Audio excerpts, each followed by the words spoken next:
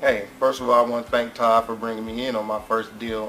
My first deal actually was a lead of his, and so what I had to basically do was do a follow-up with the lady and set up an appointment for us to go out and view the house. So that's what we did, and we put the house under contract, and we made a nice little deal happen. Okay, so how long had you been trying to do real estate before me, and had you had any success before me?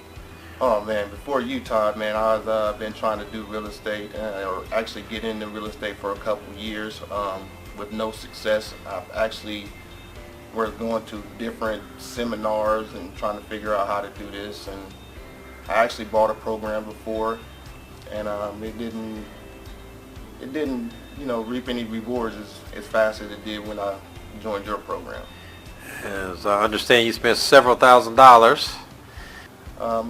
Like I said, I did spend the money for it, but it didn't turn out to be too productive for me. So I'm glad I found you, to where everything that I'm doing is coming into reality with me being able to get into this real estate thing and make money doing it. Awesome.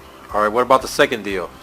The second deal, man, was thanks to you once again. It's a deal that I found, but your great coaching is what put this deal together, man. I remembered something that you had told me to do, and I called the lady back and talked. She was mad about it, that somebody actually tried to lowball her on her deal, and without even coming to view her house. So after talking to her for a while, she calmed down and started telling me a lot about her house. So I filled out the SIF as we were talking, and set up an appointment for us to come out and view her house. So after me and Todd went and viewed her house and greeted the lady, we actually put that house under contract and made a good deal out of that. Awesome.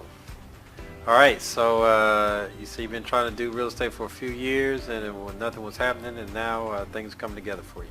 Oh man, that's great. And as long as you keep doing what you're supposed to be doing and listening to Todd, because he's a great coach.